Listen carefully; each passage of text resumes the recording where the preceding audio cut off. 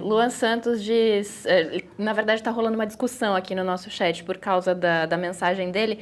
Aliás, Luan, obrigada por ter ficado aí, porque normalmente o que acontece quando a gente discorda é a pessoa se irritar e ir embora. Obrigada por ter mandado mais uma mensagem. E eu me identifico com a sua mensagem porque você diz o seguinte: eu respeito a opinião de especialistas, mas o que os meus avós me contavam é totalmente diferente. Tinha excesso, mas eu me sentia mais seguro. Tá falando aqui da época da ditadura, né? E aí, em seguida, ele diz: olha, eu nasci em 96, então, assim como apresentadora, eu também não vivi, porém, minha família, quase 99%, conta a mesma história. A minha família também, Luan. A minha família não era da elite intelectual nos anos 60, pelo contrário, meus avós tinham pouquíssima escolaridade.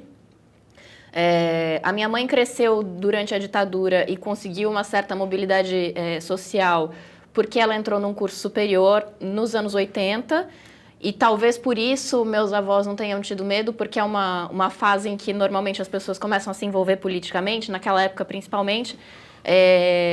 Não houve tempo da minha mãe se envolver em nenhum tipo de movimento, então os meus avós passaram de alguma maneira sem perder ninguém, né, por essa situação. Eles não viram ninguém sumir da família deles, eles não tiveram ninguém levado pela polícia, eles não tinham esse receio de ninguém entrar na casa deles, porque era um outro contexto social. Então os meus avós reproduziram isso a vida inteira, de que aquela época era uma época melhor.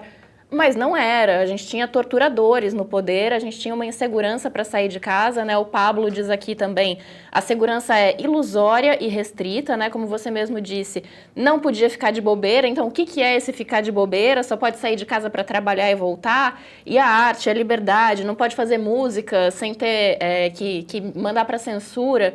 Então, essa ideia, ela é muito difundida e ela é equivocada, assim, eu entendo... Porque eu cresci ouvindo isso também dos meus avós, não dos meus pais, mas dos meus avós.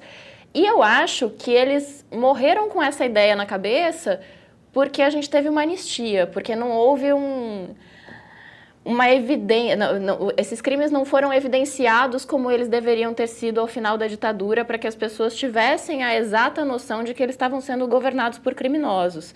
Então, é muito comum que chegue esse tipo de mensagem aqui, mas eu atribuo a isso. Assim, os meus avós nunca souberam como deveriam saber de tudo que aconteceu ao longo dos anos da ditadura. Se você não se meter no assunto, se a política não existir para você, se você não tiver opinião contrária, se você aceitar a ditadura, simplesmente ir para casa trabalhar e voltar, ou se dedicar a lazeres ou uma recreação inofensiva do ponto de vista cívico, você estava bem. Mas aí você estava bem, claro que depende, né? Porque também se você morasse em lugares pobres, você era esculachado pela polícia. Né? É importante, né? A minha família é branca, havia censura, então...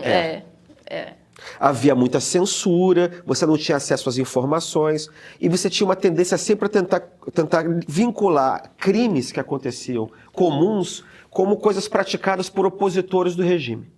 Entendeu? Então você tinha assim, quando aparecia alguma coisa dessas, que alguém era morto, alguém aparecia morto, ou você tinha uma ação qualquer de resistência à ditadura, eles eram todos apresentados como terroristas. Vocês já viram isso em algum lugar, né? Entendeu? Todos eram apresentados como, nos grandes jornais que eram censurados, todos como sendo terroristas. A minha mãe falava, fulano de tal...